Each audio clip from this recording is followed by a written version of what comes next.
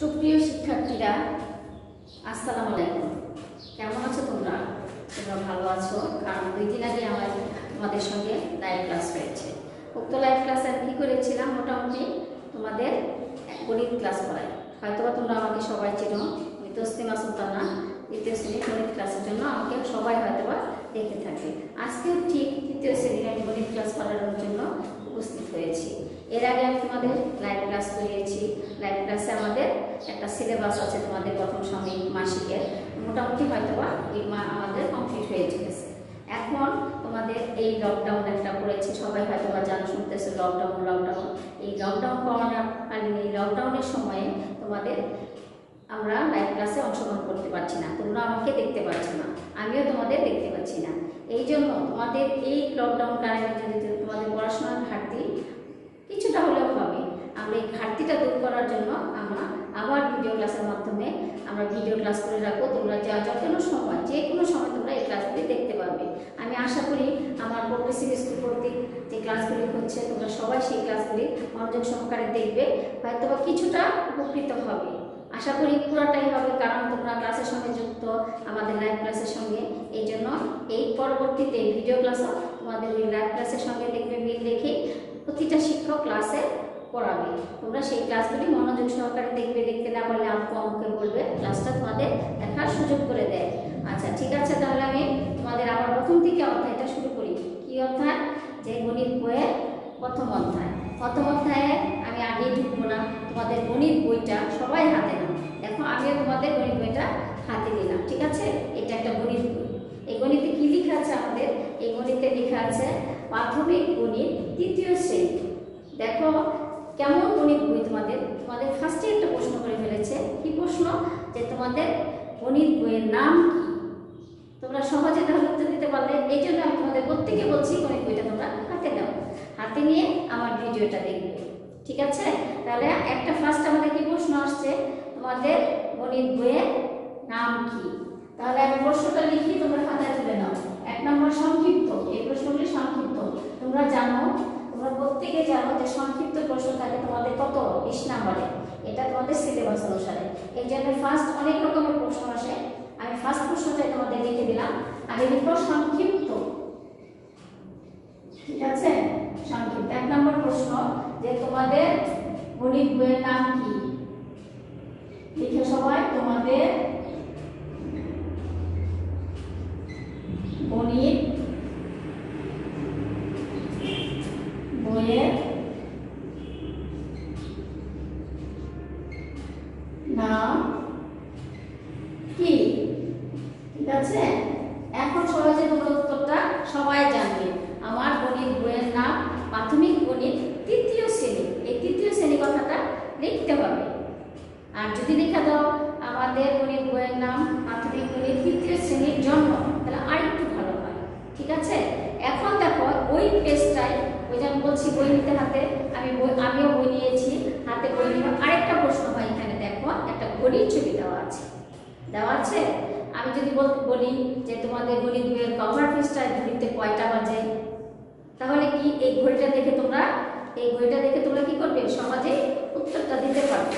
তাহলে প্রশ্ন লিখো, তোমাদের গণিত বইয়ের কভার পেজটা, বা আমার গণিত বই, আমি আমারই লিখে দিলাম।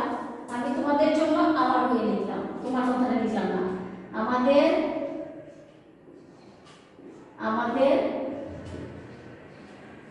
গণিত বইয়ের কভার পেজটা ঘড়িতে কয়টা বাজে? আমাদের গণিত বইয়ের কভার পৃষ্ঠা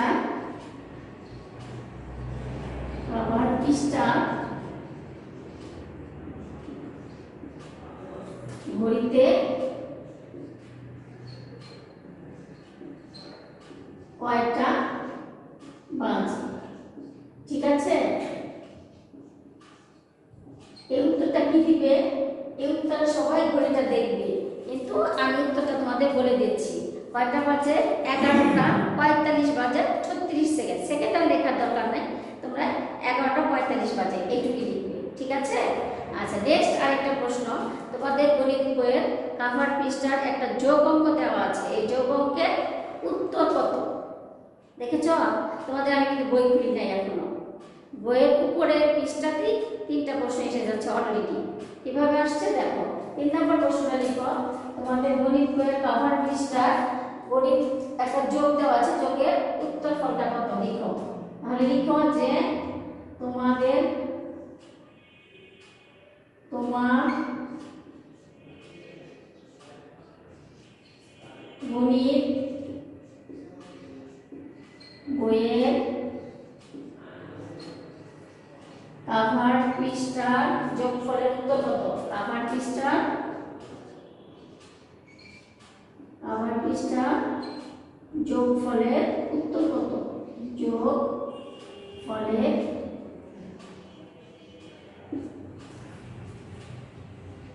উত্তর লিখো। ঠিক আছে? এখন শোনো, এই প্রশ্নের উত্তরটা কিভাবে লিখবে, যে আমার গণিত বইয়ের কাভার পৃষ্ঠার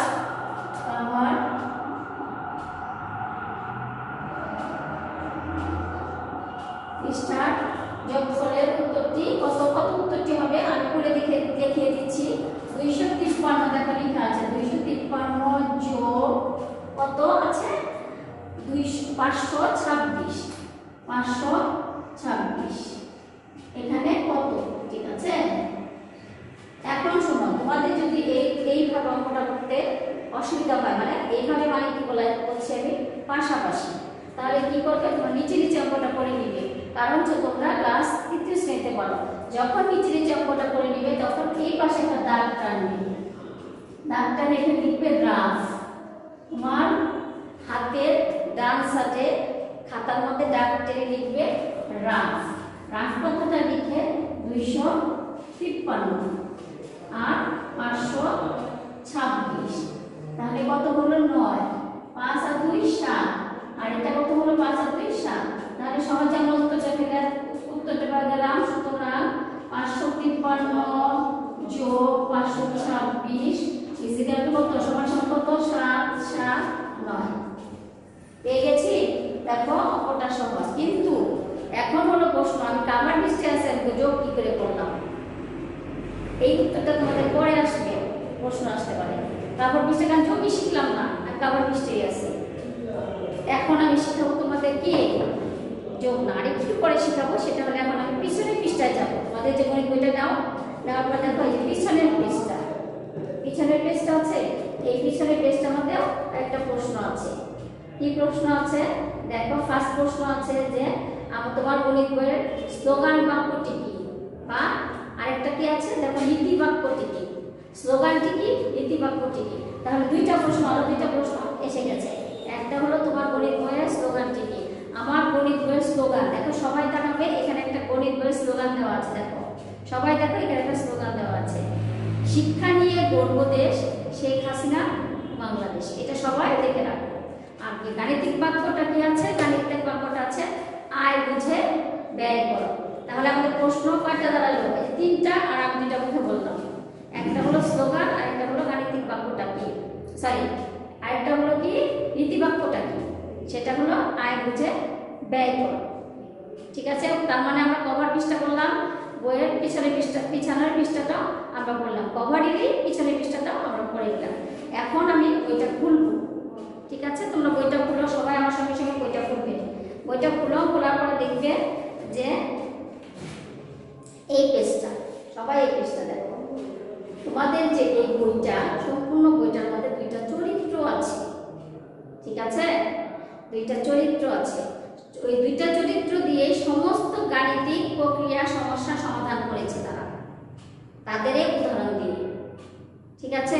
সেই 2টা কি, মিনা ও রেজা। তাহলে প্রশ্ন কি আসতে পারে, তোমাদের গণিত বইয়ের 2টি চরিত্রের নাম উল্লেখ করো। তোমরা তখন কি লিখবে, মিনা ও রেজা। ঠিক আছে? মিনা হলো একটা মেয়ে, রেজা হলো একটা ছেলে। আরেকটা আছে এখানে, তার মানে এই যেটা আমরা কোথায় পেলাম, আমি কিন্তু এখানে পেয়েছি মিনা ও রেজা। আরেকটা আছে বা একটা ধাপ আছে। ধাপটা কি জানো? ধাপটা হলো যে এই বইটা যে তৈরি হয়েছে, কিংবা অঙ্কগুলি যে তোমাদের সমাধান করতে যা দিয়েছে, সমাধানের সময় কয়েকটা ধাপে করেছে। এই ধাপ ছাড়া কোনো কিছু কোনো বইয়ে সমাধান হয় না। ধাপগুলির নাম কি? মূল প্রশ্ন। ঠিক আছে, ধাপগুলির নাম কি? বইটা সবাই দেখো, সামনে খুলে দেখো। মূল প্রশ্ন, কাজ আর অনুশীলন। মূল প্রশ্ন, মূল প্রশ্ন মানে এই প্রশ্নের মধ্যে যে একটা প্রশ্ন করে আমাকে, যেমন তোমার আছে 10 টাকা, আমার আছে 20 টাকা, মোট কত টাকা? এটা হলো মূল প্রশ্ন। ঠিক আছে, তারপর আছে আমাদের কি? কাজ। এই যে আমি তোমার আছে আর আমার আছে, মোট কত টাকা আছে, মোট যে বললাম, এই যে এটা হলো কাজ। তার মানে কি করলাম? একটা কাজ করলাম, যোগ করলাম। যোগে আমি যাব, যোগেও যাব, বিয়োগেও যাব, আমি তোমাদের যাব আরেকটু পরে। তারপরে আছে কি? অনুশীলন। মানে আমরা জানলাম এটা যোগ, এটা বিয়োগ, এটা গুণ, এটা ভাগ, কিন্তু অনুশীলন কিভাবে এটা করব, সমাধান করে আসবো, সেটি হলো অনুশীলন। ঠিক আছে, আচ্ছা। আমরা তাহলে আরেকটা প্রশ্ন আমাদের এসে গেছে, সেটা হলো যে তোমাদের পাঠ্য বইয়ের ধাপগুলির নাম লিখো বা 3টি ধাপের নাম লিখো। 3টি উল্লেখ করে বলতে পারে, আবার ধাপগুলি বলতে পারে। তাহলে তোমরা এই 3টা ধাপের কথা বলবে। একটা হলো অনুশীলন, মূল প্রশ্ন, কাজ।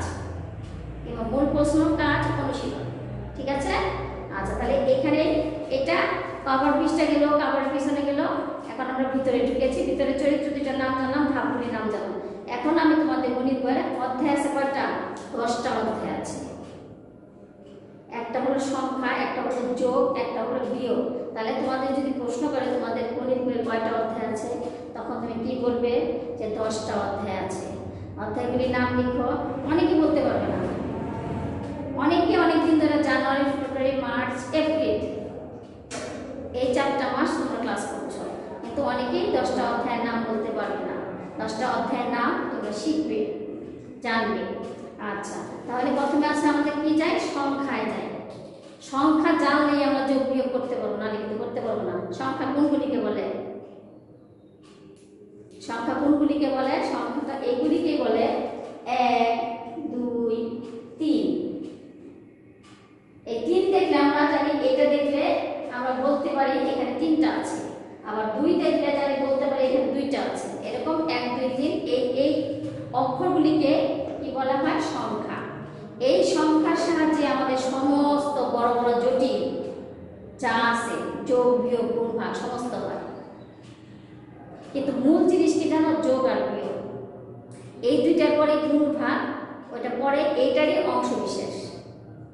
কারণ এইটা আমি তো যাবো না, যোগ গুণের কি, ভাগ গুণের কি, যোগের বিয়োগের কি, এগুলিতে আমি যাবো না, কারণ তোমরা ছোট, তৃতীয় শ্রেণীতে থাকো। তার মানে এগুলি আমাদের সংখ্যা। তাহলে আমরা এখানে সংখ্যা কাকে বলে বলতে পারি? অঙ্ক কত প্রকার জানো? অঙ্ক হলো 2 প্রকার। সংখ্যা যেহেতু জেনে গেছি, তাহলে 1, 2, 3 আমি এটা একটু মুছে তোমাদের বুঝিয়ে দিই। এটা একটু মুছে বুঝিয়ে দিই, দাঁড়াও।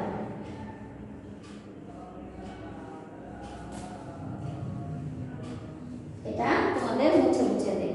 দেখো সংখ্যা, সংখ্যা কি?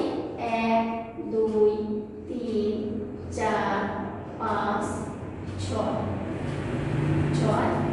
7, 8, 9, 10। এই পর্যন্ত তোমাদের সংখ্যা লিখলাম। ঠিক আছে, এই সংখ্যাগুলিকে আমাদের অঙ্ক 2 প্রকার, একটা হলো সার্থক, একটা হলো সাহায্যকারী। তাহলে এখানে আমি কি করব? আমরা এখানে 10-এ যাব না। সার্থক অঙ্ক কয়টা? সার্থক অঙ্ক 9টা।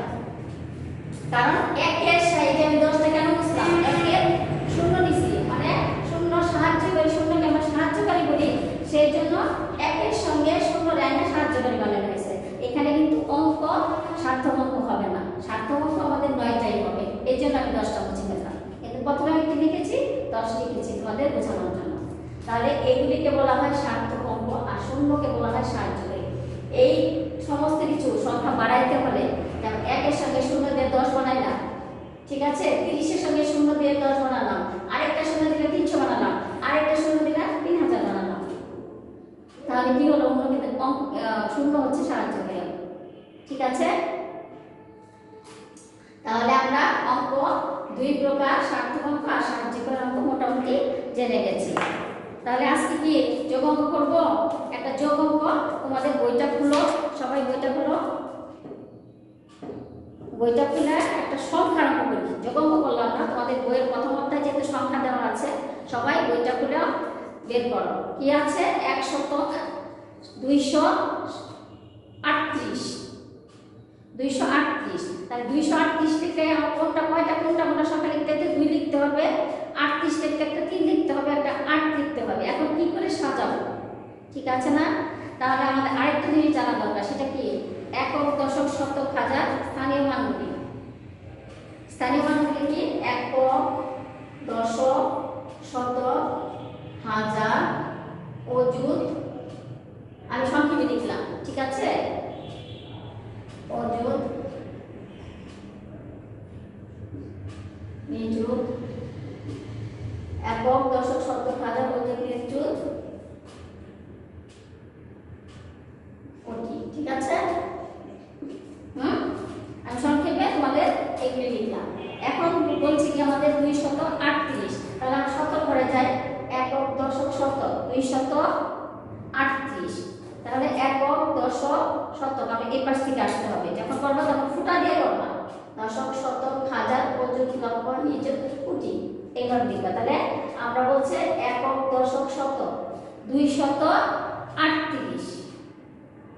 কিভাবে লিখবা? এইখান থেকে আসতে হবে। অঙ্ক করার নিয়ম কি? অঙ্ক কোন পাশ থেকে করতে হয় আমাদের? অঙ্ক করতে হয় ডান পাশ থেকে। তাহলে একক, দশক, শতক 238 হয়েছে। এইভাবে আমরা কোটি পর্যন্ত লিখতে পারবো। এইটুকুই থাক, এত কিছু আজকে দিলাম না। নেক্সট ক্লাসে ইনশাআল্লাহ আমি তোমাদের পরবর্তী যে স্যার বা ম্যাডামই ক্লাস করা তোমাদের বাকি অংশটা করাবো। সংখ্যার থেকে শুরু করবে। আমি সংখ্যা এই পর্যন্ত রেখে দিলাম। তাহলে আজকে এখানে আল্লাহ হাফেজ। তোমরা সুস্থ থাকো, সব স্বাস্থ্যবিধি মেনে চলো, স্বাভাবিক পরিবেশ আসুক। ইনশাআল্লাহ আমরা আবার লাইভে আসবো। আমিও তোমাদের দেখতে পারবো, তোমরা আমাদের দেখতে পারবে। আল্লাহ।